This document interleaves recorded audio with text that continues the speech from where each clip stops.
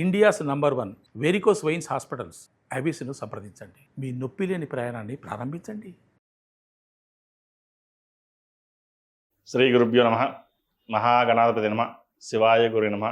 శ్రీ కామేశ్వరీదేవి నమ. నేను మీ సోమేశ్వర శర్మ. మేషం నుండి మీనం వరకు ఉన్నటువంటి రాశి ఫలితాలు నా పరిజ్ఞానం సహకరించే వరకు ఈ వారం రాశి ఫలితాలను తెలియజేస్తాను. ఈ రాశి ఫలితాలు ఈ నెల 20వ తారీఖు నుండి 26వ తారీఖు వరకు వర్తిస్తాయి. ముందుగా గోచారం. వృషభంలో శుక్రుడు, మిథునంలో గురువు, కర్కాటకంలో రవి బుధులు, సింహంలో కుజకేతువులు, కుంభంలో రాహువు, మీనంలో శని. అలాగే చంద్రుడు వృషభం, మిథునం, కర్కాటక రాశిలో సంచారం.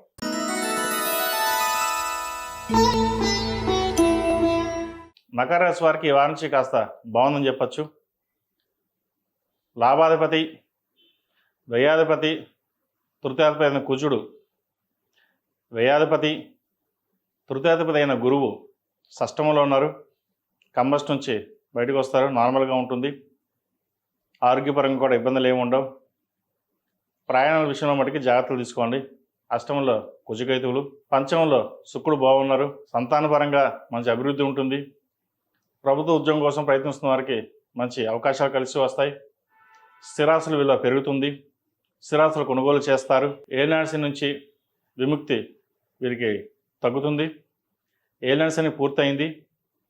అయినా సరే కంప్లీట్ అయ్యాక కూడా ఒక 4 నెలలు ఇబ్బంది పడుతున్నవారు ఎవరైతే ఉన్నారో ఈ వారం నుంచి కాస్త విముక్తి కలుగుతుంది. వృత్తి ఉద్యోగాల పరంగా చాలా అనుకూలంగా ఉంది. మంచి ఉద్యోగం లభిస్తుంది. ప్రమోషన్ కోసం ప్రయత్నిస్తున్న వారికి కాస్త ఆలస్యమైన ప్రమోషన్ లభిస్తుంది. వ్యాపార రీత్యా కూడా మంచి అవకాశాలు కలిసి వస్తాయి. వ్యాపారం కోసం విదేశాలకు వెళ్ళాల్సిన పరిస్థితి కూడా ఉంటుంది. అక్కడ అగ్రిమెంట్లు, సంతకాలు చేయించుకోవడం, మంచి ప్రాజెక్టులు తెచ్చుకోవడం ఇవి జరుగుతాయి. 10 మందికి ఉపయోగపడాలి, బాగా కష్టపడాలి అనే మనస్తత్వం కలిగి ఉంటారు. అయితే అష్టమంలో కుజకేతువులు ఉన్నారు. ప్రయాణాల విషయంలో కాస్త జాగ్రత్తలు తీసుకుని వెళ్ళడం చెప్పదగినది. అదేవిధంగా వీసా కోసం, H1B, PR కోసం ఎవరైతే ప్రయత్నాలు చేస్తున్నారో కాస్త ఆలస్యం అవుతాయి. అయినా మంచి ఫలితాలు ఉంటాయి. ఇప్పటి నుంచే అవి ప్రారంభించడం చెప్పదగినది. ఎవరికైతే ఉద్యోగం లేదో ఉద్యోగ ప్రయత్నాలు చేసుకోవచ్చు. వివాహం కాని వాళ్ళకి వివాహ ప్రయత్నాలు చేసుకోవచ్చు. స్థిరాస్తుల విలువ పెరుగుతుంది. ఒక చోట స్థిరాస్తిని నమ్మి ఇంకో చోట ఇన్వెస్ట్మెంట్ చేస్తారు. భాగస్వామి వ్యాపారాలు కలిసి వస్తాయి.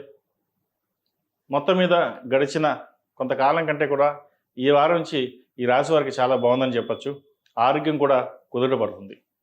ఈ రాశిలో జన్మించిన విద్యార్థులకు మంచి కాలమే అని చెప్పచ్చు. అయితే ద్వితీయంలో రాహువు, అష్టమ కేతువు. మాట్లాడేటప్పుడు కాస్త జాగ్రత్త వహించాలి. మాటని ఒళ్ళు పోకుండా చూసుకోవాలి. మాట తీరును బట్టి మన నడవడిక ఉంటుందని గ్రహించాలి. ఎందుకంటే ఒక్కొక్కసారి కోపంలో మాట తూలితే అది మళ్ళీ మనం వెనక్కి తెచ్చుకోలేం. అది బయట వాళ్ళతో కావచ్చు, లేదా ఇంట్లో వాళ్ళతో కావచ్చు. వాటి విషయంలో జాగ్రత్త తీసుకోండి. అదేవిధంగా అధిక ధన వ్యయ సూచన కనిపిస్తోంది. వాటి విషయంలో కూడా జాగ్రత్త వహించండి. ఈ రాశిలో జన్మించిన స్త్రీలకు వృత్తి ఉద్యోగాల పరంగా చాలా అనుకూలంగా ఉంటుంది. వ్యాపార పరంగా బాగుంది. ఆరోగ్య విషయంలోనే కాస్త జాగ్రత్త తీసుకోవాలి.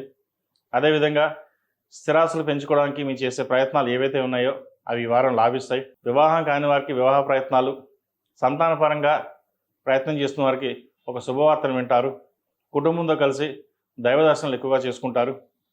అదేవిధంగా శ్రావణ మాసం ప్రారంభం కాబోతుంది. ఈ శ్రావణ మాసంలో ప్రతిరోజు ప్రతినిత్యం కుబేర కుంకుమతోటి లక్ష్మీ అష్టోత్తంతో పూజించండి.